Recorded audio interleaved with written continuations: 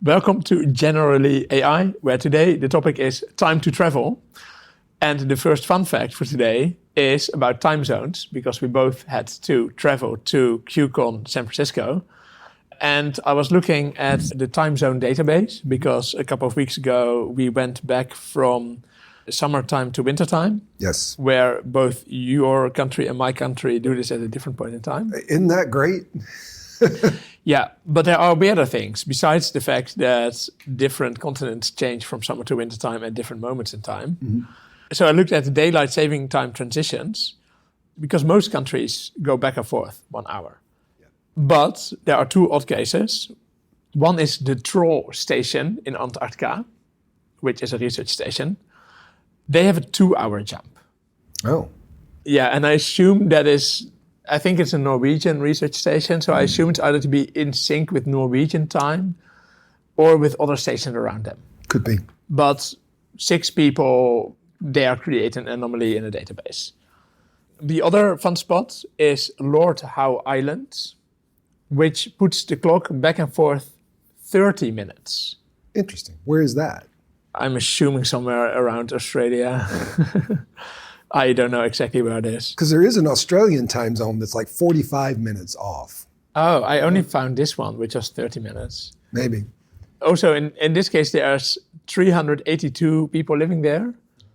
And they have a rule that they can have up to 400 tourists at a time to not get too many tourists compared to the normal population. And I think this is yet another weird thing developers have to keep in mind, especially with their current jobs. You know, I work with a lot of people in India, and they are one of those time zones that's a half hour off. So right now they're 10 and a half hours different from East Coast US. But they don't switch their times. They do not switch their times. No, they just go. So because they're very close to the equator, and so they don't need that daylight savings. Yeah. And the reason they're a half hour off is because the country is almost the width of a time zone at its widest part. So they're able to put the whole country on one time zone, but it wouldn't work if they aligned it with 1 hour, because one part of the country would be really off. Yeah. So they shifted it about a half hour to be a compromise. Interesting compromise. I also still hate the concept of daylight saving times. Every year people complain about it, but somehow we never seem to get off it. But, you know, it's at the state level, right? Arizona doesn't do it. Wait, different states do or don't? And not only different states can decide, but different portions of the state could be in different time zones or choose not to do it. Hey, welcome to America. We you know. An absolute mess. It's like the Holy Roman Empire in some ways. I absolutely love it.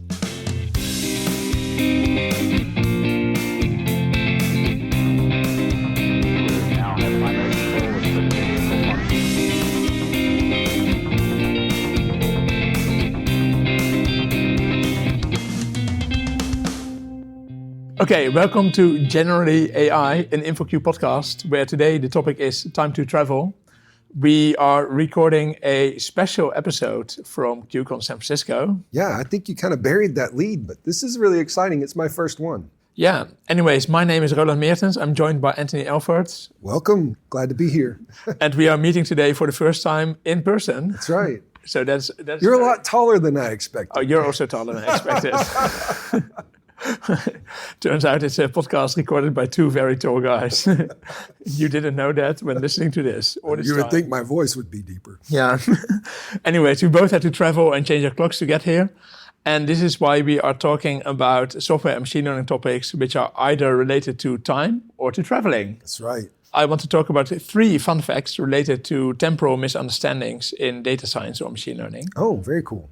So I was thinking, what's interesting temporal machine learning is there, or what interesting temporal data science is there, and where are there mistakes?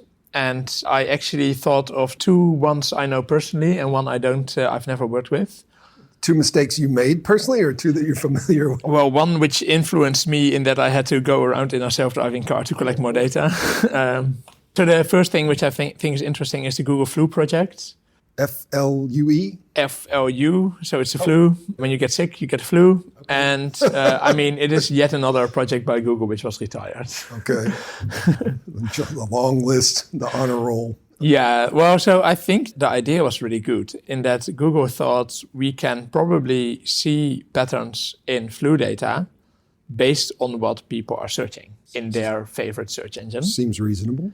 Yeah, so if you see a lot of people start querying best nose wipes, that probably indicates that somewhere someone has the flu, unless they are really passionate about nose People wipes. are searching flu symptoms or I have a stomach ache. Yeah, so they never told us what keywords they used. I'm assuming it's a very large collection. Maybe someone just analyzed 10 million queries and said these actually correlate to flu. Mm-hmm. And the hope they had was that they could predict the flu patterns in the US faster than just asking doctors how many people visited you with flu. They retired the project, and I think it's because they didn't always make the best estimates. And I think that the problem here is that correlation isn't always causation. That's what they say. That's what they say. But I think that things which can go wrong here is that, so you know what people Google, mm-hmm. You do not know why people Google it.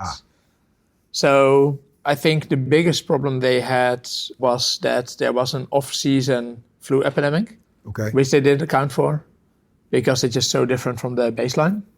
But then I also think that they probably had a lot of false hits whenever maybe a TV show would air a hospital series or like a new hospital series would go live. It's a lot of noise in this data. Yeah, people start Googling for the symptoms you see there. And then you get a lot of noise. And that's why I say you don't know why people are Googling something. Could be because they have it, or could be because they see it on a TV show. Well, now they can integrate the LLM, and the LLM can say, well, why do you want to know? Yeah. Yeah, but would you want to have a search engine which asks you all the time, why do you... that? It would be nice if it just says at 3 a.m., hey, Roland, you know that penguins can't fly. You don't need to care about this. Yeah, anyway, so that is something which I think is interesting, where temporal patterns really matter. Mm-hmm. And it can be that, I don't know, maybe the one specific nose wipe producer aired a new commercial, and there goes your signal. That's interesting. Yeah.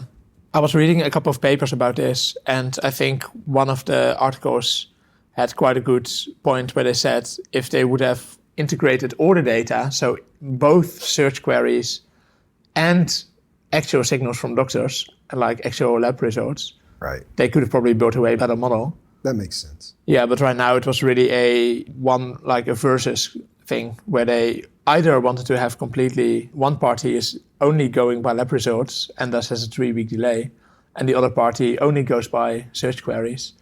Well, they have the search query data right there in real time, whereas like you said, the lab stuff, there's some latency and they have to collect it somehow. Yeah. So that makes sense. I think it's a really cool project. I would love it to still be alive, but no, it's gone. Yeah. The other thing which I wanted to talk about was dynamic pricing, especially for unpredicted events. So there are many cases where, for example, a snowstorm starts, which wasn't predicted by the ride hailer, and of course people start ordering more taxis because they just don't want to be outside, or they start ordering more food. Right. This is something which is often not, that tends to hurt startups where they didn't predict that. Yeah. Well, now that they're in the cloud, they can auto scale. Yeah.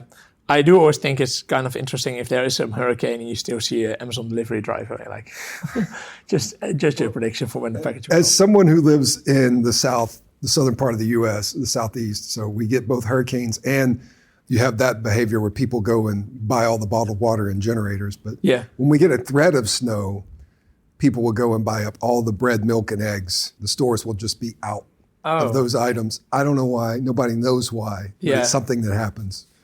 Yeah, with the pandemic, people started buying the weirdest stuff as an emergency. But yeah, the one story which I have here is that I had this friend who was working at a bus company which would rent out buses, like rent them out for a preset price for a specific date. So you could go to the website and say, I want to have a bus from here to here for like a team event. Sure. And then they would get you a bus. But they would rent it from other companies because they are a platform. That's what companies do nowadays. The problem was that they set the prices based on historic usage in Germany, and then they expanded to other countries. Ooh, interesting. For example, the Netherlands and like other countries. And the problem was that although Germany and the Netherlands are often confused by other people, they tend to have different holiday days and different events, which attract a lot of people. So there were moments where all over the countries, all the buses were already sold out because there was maybe a major event in Amsterdam. So everybody from all over the country wanted to go there. And they kept selling their buses cheaply because in Germany, nobody wanted to go to Amsterdam that day. It sounds like the model was overfit. Yes, but I think it's interesting. It's one of those things where you just think, oh, we have a model for a similar country. Let's just deploy it and see what happens. And things can go wrong. Seasonality is one of those things that will, like, you can have a time series prediction. Mostly it's going along, it's fairly predictable, maybe a little bit of linear growth, and then something seasonal. Just kaboom. Yeah, but there's just massive differences. So I know that at previous QCons, there have been some talks from Uber because they often go to a new market and then need to get their pricing right from the get-go, which can be extremely hard if you decide to launch in China and you don't predict that Chinese New Year is a thing. Then maybe you're underpricing very quickly. Probably helps to have some local experts. Yeah. I also don't really know how to solve it in this case because I guess you need people in operations to be very close to your data science team. Yeah. Then again, if you are a data scientist and someone comes to you and says your model was wrong because it didn't predict this national holiday, it's not really data science, it's just common sense. You need to have a little bit of natural intelligence. I guess I disentangled data science and common sense now. The last story which I wanted to share is, as I said, I had myself when I was working in Munich at a self-driving car company. We had a machine learning system which had the following classes: car, bike, pedestrian. And then one day, Germany made it legal to drive e-scooters on the street. Okay. And this was really from one day to the next that like 5 scooter companies came into Munich. So yeah, it's an introduction of a new object. We had very tightly defined classes. It's a really fast-moving pedestrian. Yeah, they sped our pedestrians up without giving us a proper warning. And our car didn't respond very well to this. So because of this seasonality change or this introduction of a new concept, I had to drive around with our car and collect data as fast as possible to get it annotated quickly and get our model. Yeah. Okay. I assume you need to characterize some parameters of this e-scooter person, or what? I mean, it's a mix between. So this was a traditional automotive stack. So we had separated the object detection, which was what I was working on, and the prediction stack. Gotcha. So that was what someone else was working on. So it's like the dynamics for your Kalman filter or whatever. Yeah. So I guess that they had to adapt the parameters themselves in their system. Okay.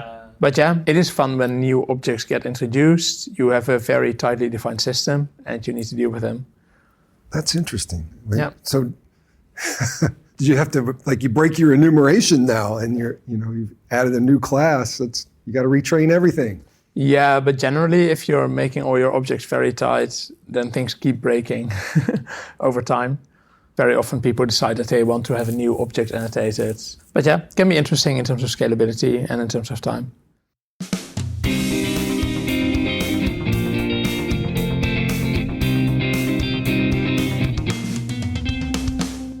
Hey folks, I wanted to share that QCon London returns April 7th to the 9th, 2025. Learn what's next from world-class leaders pushing the boundaries of modern software. You'll learn actionable insights from senior developers working on real-world projects across multiple domains. Learn more at qconlondon.com.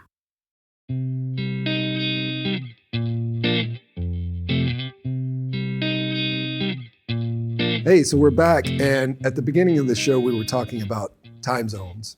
And you probably know that time zones came about because of railroads about 150 years ago, more or less.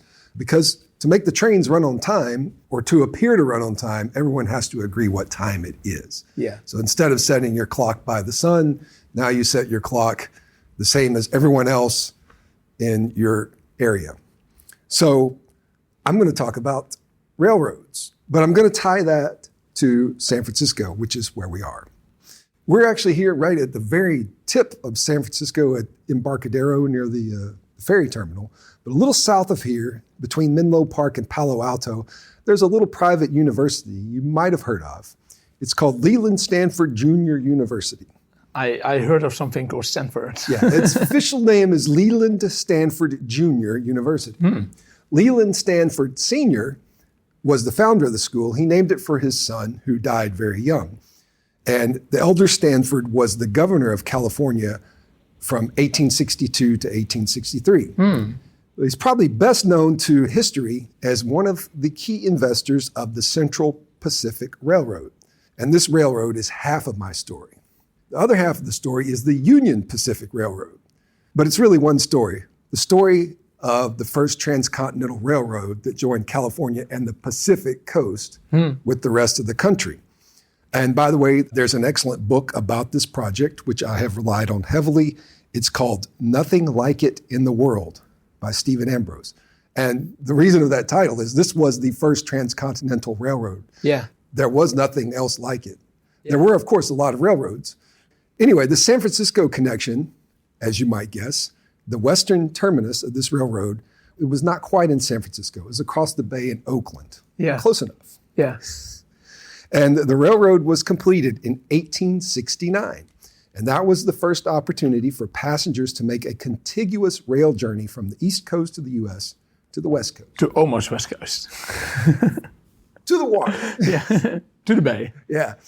Of course, there were a lot of railroads on the eastern side of the U.S., on the east of the Mississippi. Anyway, we're getting ahead of ourselves. Before 1869, if you wanted to travel from that part of the U.S. to the West Coast, here were your choices. Number one, overland. This is difficult and dangerous. A lot of people did do this, of course, and there weren't really roads as we know them now, but there were a lot of commonly used trails. Maybe you've heard of a game called Oregon Trail. Yeah. So you die of dysentery. Right. So you have an idea of some of the dangers involved. And it took a very long time. It was a long way, about 2,000 miles. There's not one, but two formidable mountain ranges. Yeah. I don't know what they are in meters, but it's like, 14,000 feet or 10 to 14,000 feet.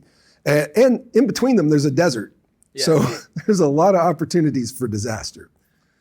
Now, if you didn't want to walk or ride across land, you could go by sea. And there are two options here. One, you could take a boat all the way around, which meant going all the way to the southern tip of South America and then back north. So going over land could take you up to 6 months. This trip by sea, maybe 4 to 6 months, depending on wind at first. Yeah. But, there's steamships. By the 1860s, it was steamships. But it was still quite a long trip. But there is, in between North and South America, a very narrow strip of land. And there was no canal then.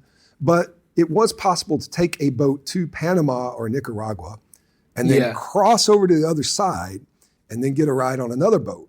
Yeah. And that would only take you a couple of months. But a lot of times people would get sick. The eastern coast of Nicaragua is called the Mosquito Coast. So you can imagine that. Yeah. And in fact, when the Panama Canal was built, a lot of people got sick and died of fevers working on that. So it was a great way to get sick. And it's not a great choice for bulk cargo. Like if you're going to send cargo, you're going on the boat all the way around. Interestingly, one of the ways to get across Nicaragua, there's a very large lake. And this guy named Commodore Vanderbilt owned some steamships on that lake. So there's another university namesake. In fact, really, if you think about it, Stanford is the Vanderbilt of the West, you might say. Anyway, you might wonder now, such a pain to get there. Why was anybody in a rush to get to California? Well, it was a gold rush, right? In 1849, there was gold was discovered not far from San Francisco. Where's the gold now? I don't know. I think it was all turned into jewelry and money. So there's nothing left? Well, we're still here. So can I go digging outside? We've started digging up silicon instead of gold. Yeah. But there were a lot of people that were headed west to make their fortune. And as the saying goes, the real winners here were the people who were selling the shovels and other stuff. So Stanford was one of those people selling the shovels. He was a merchant. I think he actually sold groceries. He was literally selling shovels. I think he was selling other things, but he made a lot of money selling things. But the shovels and all the stuff, were made in the East. Yeah. So people had to get that stuff over there too, Yeah. right? So clearly everybody wanted a railroad to get the stuff and the people there quicker. Yeah. Now, I'm a modern day American, and as you pointed out, we're living the GTA lifestyle here. Yes. So we go everywhere by car. So it might surprise you and some of our listeners to know that here in the USA, we used to be quite keen on railroads. And in the mid-18th century, it was what today we would consider an exponential growth industry. So in that book by Stephen Ambrose, he says the distance of track more than doubled in each decade. In 1834, there was only 762 miles. In 1844, it was up to 4,300 miles. Yeah. By 1854, it was 15,675 miles. So they saw the hockey stick curve. Right. So the eastern part of the country was being crisscrossed by railroads by this time. So starting with the gold rush, this really kicked off a lot of buzz trying to build this railroad from the eastern part of the U.S. to California. And there was a scrappy young backwoods lawyer in particular was pushing it. It was a man named Abraham Lincoln. In 1859, he was giving a speech in Council Bluffs, Iowa. And he met a young engineer named Grenville Dodge, who was introduced to Lincoln as knowing more about railroads than any two men in the country. Dodge convinced Lincoln that the Transcontinental Railroad should begin right there, actually across the river from Council Bluffs at a place called Omaha, Nebraska. Yeah. Now, spoiler alert, Dodge, in fact, was to become the chief engineer of the Union Pacific, and he was to begin building that railroad from Omaha. Because it turns out in a couple of years, Lincoln was in a position to get the federal government to agree to finance building this railroad. Yeah, this Lincoln guy will go places. He did go places. So he actually got some legislation pushed through, but both he and Dodge were distracted by other matters until 1865. And of course, sadly, Lincoln's life was cut short. But to sum up, the U.S. government agreed to back the construction of the railroad as a joint project by both the Central Pacific and the Union Pacific. And the way they funded it was by giving each of these railroad companies bonds and land grants. Yeah. And each would be paid according to the distance of track that they laid. And their tasks were to head out from their respective locations. So the Union Pacific from Omaha, the Central Pacific, they actually started in Sacramento, but they eventually pushed it back to Oakland. So they were going to start out from their starting points and head generally towards Utah, towards Salt Lake City. But there was no plan of where they were going to end. They were just like starting building. Yeah, it was deliberately vaguely worded because number one, it was unclear how fast each was going to progress. Oh, yeah. And number two, it was also not 100% clear what was the optimal route. Because, like I said, there's mountain ranges and deserts. There was a lot of exploring and surveying that had to be done. Yeah. Because the railroads were, first of all, there were stipulations on the maximum grade. Like the power of the engines could only handle a certain steepness. So they had to be really careful about that. But they generally knew approximately where they would wind up. And it turned out to be near Salt Lake City, which is where QCon was last week. We had a lot of people show up, like Daniel was at QCon last week. Anyway, going off on a tangent. Now, the Central Pacific, they had the rougher sledding because they start out in Sacramento. It's less than 100 miles, and they're in the mountains. Yeah. And they're some pretty steep mountains. But the Union Pacific, they're on the prairie. It's relatively flat. Yeah. And the Central Pacific had the additional disadvantage that all of their stuff had to come from the east by ship.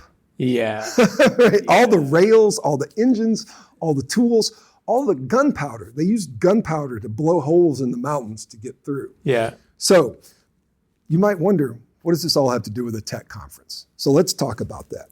Well, as I said earlier, railroads were the high-tech industry of their day. They had exponential growth. And there's a lot of other facets we might recognize. First of all, these railroads were doing continuous delivery. Yes. And in fact, they were doing continuous delivery so well, they could, at their peak, lay down 10 miles of track a day. Yeah. Almost as fast as a person could walk next to the track. They could lay it down. Oh. All manual labor. And they were drinking their own champagne because they had to use the track that they're laying behind them to bring up more supplies. So they're basically bootstrapping everything, right? They definitely had the mindset of move fast and break things, or at least move fast. They needed to lay that track as fast as possible because they were kind of in a race against each other. Yeah, you get paid per mile. You get paid per mile. You want to be laying that as fast as you can. So, at the beginning, they were really struggling to lay 50 miles in a year. But as I said, they got up to 10 miles a day at some points. Interestingly enough, they also made some deliberate suboptimal technical decisions that allowed them to build faster with the intention of refactoring later. So we would call this tech debt. For example, on the prairie, there aren't any trees. Yeah. There's a few. There's some trees called cottonwoods, but their wood wasn't really good for making railroad ties. But they used it anyway because it was there. Yeah. The alternative was to have more expensive wood shipped or transferred, right? So they used these locally available cottonwood ties knowing they would have to be replaced in just a few years. Yeah. And in the end, as I said, the two lines met near Promontory, Utah, which is near Salt Lake City. It's a place on the north side of the lake. I've actually been there. There's a nice little reenactment of the ceremony that happened when they met. And there was a ceremony where they drove the last spike. It was a golden spike. So there's where the gold went. Yeah. The railroad. In fact, it was Mr. Leland Stanford Sr. who drove that last spike. Oh. And they live streamed it. Here's how. Of course, next to the railroad, there was a telegraph line. Yeah. The telegraph followed the railroad. Actually, telegraph preceded the railroad in a lot of cases. They put a wire on the hammer and on the spike. So when Stanford tapped that hammer on the spike, tap, tap, tap, that signal went out on the telegraph. Oh, nice. Yeah. And then they drove a locomotive from each end forward until they touched. And that was the railroad, was open. And then with that, the U.S. had rail service from coast to coast. Nice. And instead of a 6-month trip, now it's about a week. Or then it was a week. Yeah. Now, today, as you know, we love our cars. Yeah. And except for a few metros like the Bay Area here, where they have the very fine BART rail system, people don't travel by rail much in this country. We actually do ship a lot of freight. Yeah. As a percentage, I think it's more than other rail enthusiast locations like Europe and Japan. Can you travel from the East Coast to the West Coast by rail? You can. We actually do still have passenger service. It's slow. How many days? I don't know, but it's probably about the same as it was. Like it's further north, from like Chicago latitudes across to Seattle or something. Yeah, But yeah, there's several still passenger rail services in the U.S. But it's true, for moving people around, we're either flying or driving. In fact, I flew here to San Francisco from the East Coast of the U.S., and it only took about 6 hours of actual travel instead of 60. It's disappointing that you didn't take the train. I would still be on the train. So almost to wrap up, we love our driving. You probably are familiar with our interstate highway system. This was begun construction in 1956. It took until 1986 to have a single contiguous coast-to-coast interstate highway. That's Interstate 80. Was it later than I would have expected? Well, they did it in pieces, right? So the interstate would be constructed in, the state is going to build a strip. Anyway, Interstate 80 connects New York with San Francisco. And in fact, the route, once you get past Omaha, generally follows that of the Transcontinental Railroad. And in fact, the final section of Interstate 80 was built in Utah, right on the edge of Salt Lake City. So as they say, history does not repeat, but it does rhyme. Yeah. And that's my content for QCon San Francisco special edition podcast of Generally AI. Nice. All right, let's go to Words of Wisdom. What session did you enjoy the most yesterday or today? Well, today, actually, I enjoyed that keynote. Yeah, me too. It was about, social factors for productive teams. Yeah, the title is Not So Hidden Social Drivers Behind the Highest Performing Engineering Teams by Lizzie Mattersov. Yeah. Extremely interesting. Yeah. Yesterday, I also saw a lot of talks about search and optimizing search. As did I. In fact, I'm covering some of them as news. Nice. Yeah. Did you publish the Netflix talk where they showed how they improved search and personalized it for everybody? Yeah, that was right. That was nice. That was an amazing talk. I really enjoyed that. Well, this was a great idea. It was good to finally see you in person. Yeah. Share some stroopwafels. Thanks for listening. This was Generally AI in InfoQ podcast. If you like this podcast, you can give us a rating in your favorite podcast app. I also say that you should just recommend it to friends whenever they ask you what podcast to listen to. Anyways, thank you everybody for listening. Have a nice day. See you.